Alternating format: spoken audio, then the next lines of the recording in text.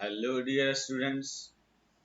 This is Vivek Vaibhav, and we are going to discuss new chapter of class 9th geography, that is hydrosphere. So, what we have learned in this chapter, first and foremost, we have to deal learning of the objective of this chapter. So, what is the learning objective?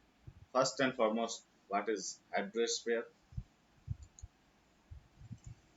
And second one, ocean and the activities in ocean like tides, formation of tides, pattern, amplitude of tides, and the ocean currents.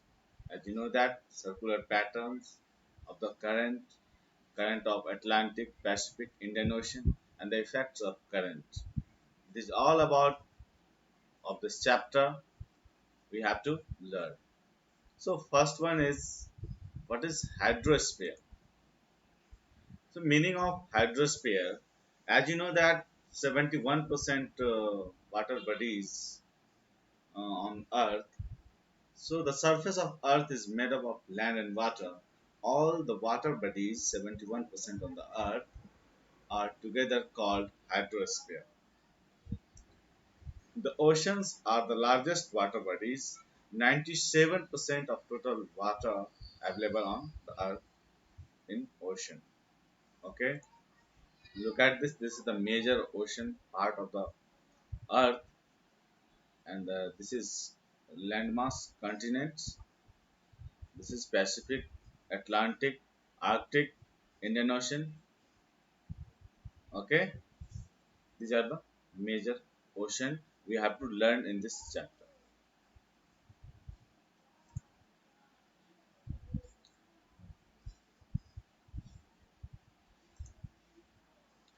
The movement are caused by the combine of action is particularly oceans. As you know that regular movement in the oceans are two types. One is horizontal, that is ocean currents, and vertical, that is rising of the bottom water and sinking water surface. This is vertical waves. This is vertical waves of in the ocean, and now this is horizontal waves. So what is the cause of it? The combined cause of it, density, that means particularly vertical motion movement in current in ocean waves is cause of density, and wind, the particular horizontal movement. As you seen in your water bodies.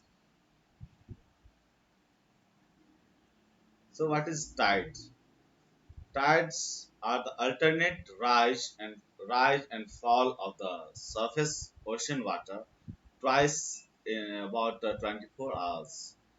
It is regular rhythmic motion resulting from gravitational attraction exerted upon the earth by sun and moon.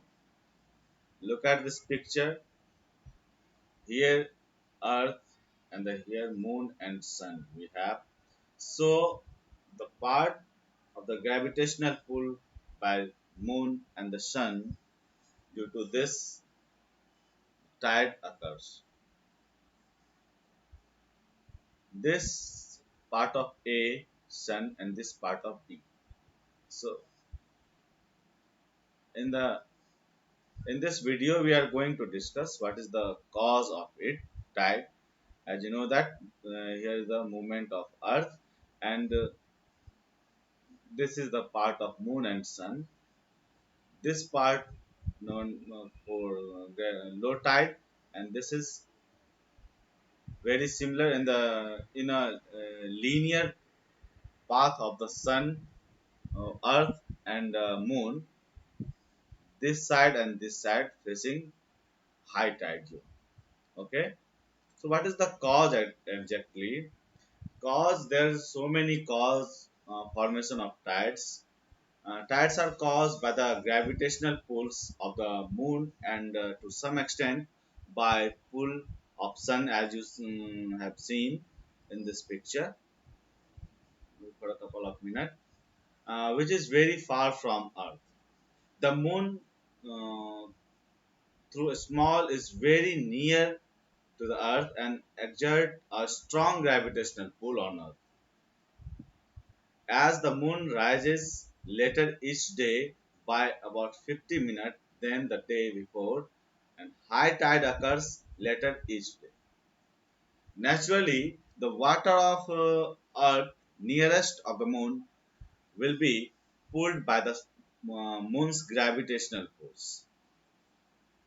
In this figure, as you seen, here is the A part and here is the B part.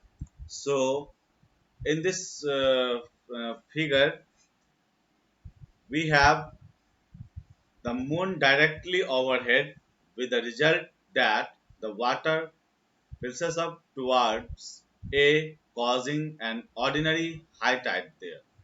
Since water is drawn towards A and from other area, the water level at C and D lowered, causing low tide and off tides. At the same time, the peelings of water on the other side of Earth towards B. Since the water A is nearest, it is drawn a little away from the solid Earth beneath it, but B on the opposite side, it is Earth that is pulled a little away from the water, thus leaving it behind. This is why there is a tide on opposite side as well. So this is the cause of tide. I hope you know that what formation of tides.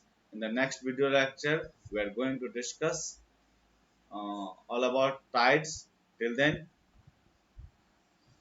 bye. Thank you so much.